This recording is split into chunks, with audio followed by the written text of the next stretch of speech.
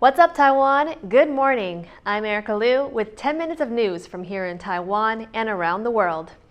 Taiwan on Wednesday reported that 122 more people have died from COVID, among them a 1-month-old boy and a 5-month-old girl. With daily cases hovering around 90,000, the government is working to ease the burden on the nation's health system.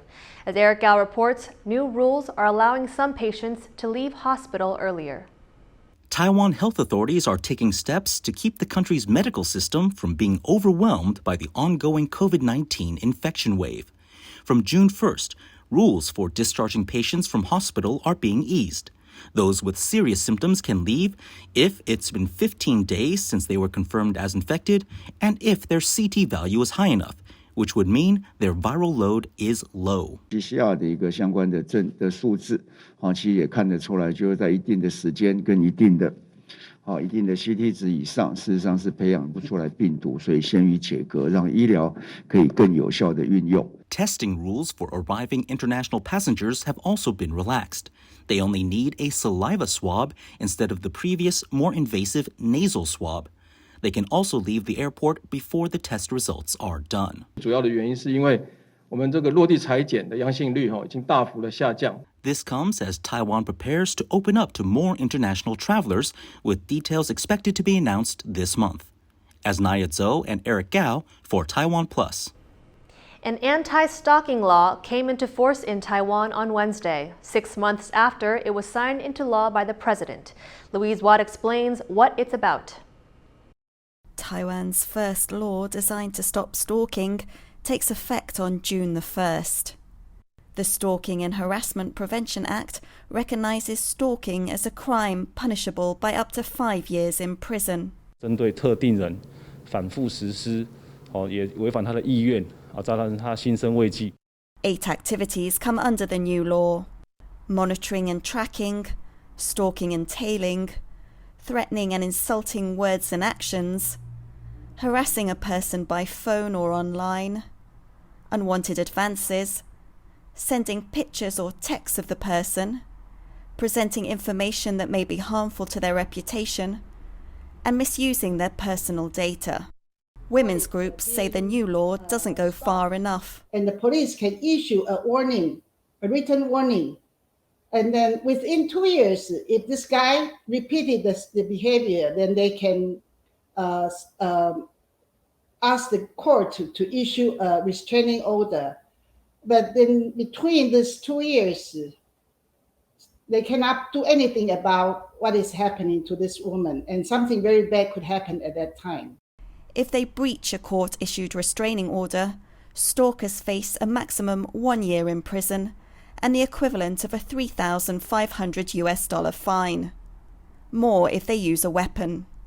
Earlier laws saw stalking as a minor offence, payable by a small fine. According to a survey by the Ministry of Health, 5.2% of Taiwanese women experienced stalking or harassment in 2015, the most recent figure available. Women's groups have been fighting for a stalking law for 10 years.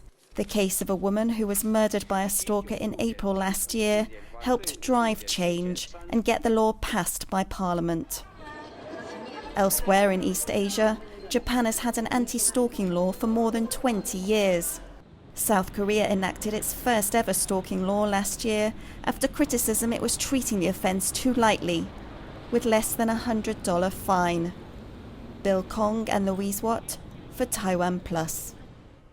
The chair of Taiwan's main opposition party, the Kuomintang, or KMT, is setting off for the United States on Thursday. Eric Zhu will attend the inauguration of his party's new office in Washington, D.C. Our reporter Rick Glaert spoke to Taipei-based political risk analyst Ross Feingold about the trip. They'd love to have an endorsement of the United States that the United States is happy or would be fine with the Kuomintang coming back as the ruling party in the 2024 presidential and legislative UN election. Whether that's going to happen, I mean, the likelihood is pretty low, especially this far ahead of the January 2024 election. They say that this office will help explain the Kuomintang's positions to the American government and other stakeholders in the United States. The problem is the Kuomintang doesn't really have many positions. They don't really have a clear policy on many domestic as well as foreign policy, China, national defense issues. So it's unclear what they'll be articulating to the United States. The KMT's image, and particularly its international image, has come under criticism in recent months and years. How do you think Eric Liu and the KMT might be looking to remedy that with its trip to the US and opening a representative office? Well, again, this trip to the U.S.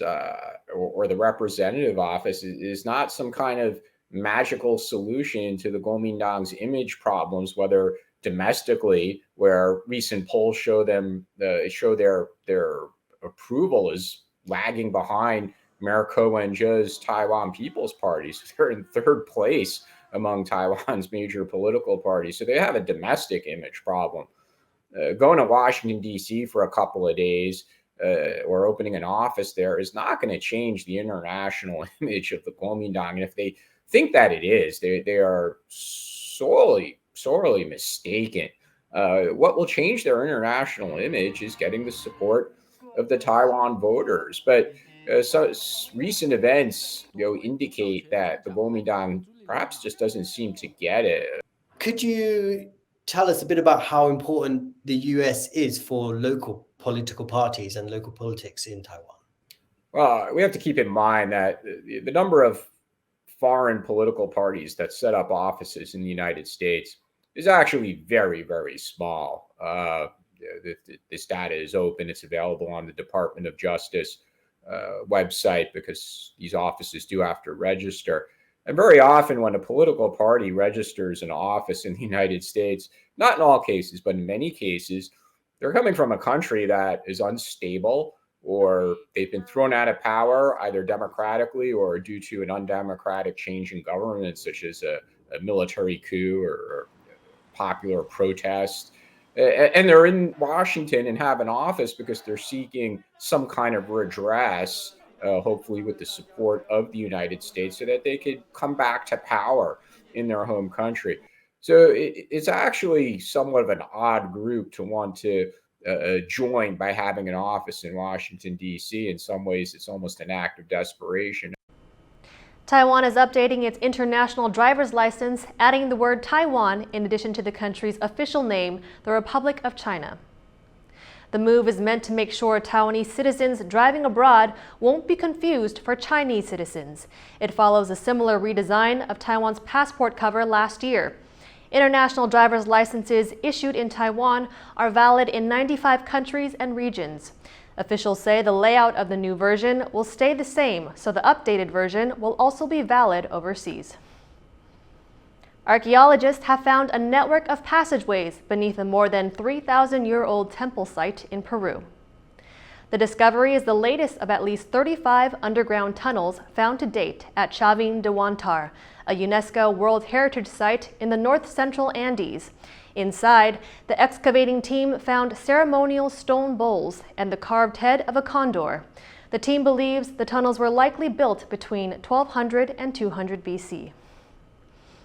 Dragon Boat Festival is just around the corner, and that means summer is truly here.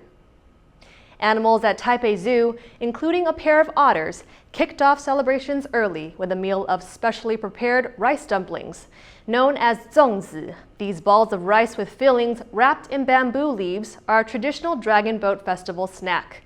Zookeepers put a spin on those treats by filling them with ice, fruit, vegetables, and even seafood. That's to keep the zoo's residents cool as the temperatures rise in Taiwan. Thank you for watching What's Up Taiwan. Remember to download the TaiwanPlus app for more stories from Taiwan and around the world. Finally today, we leave you with images of the world's longest glass-bottom bridge, now open to the public in Son La, Vietnam.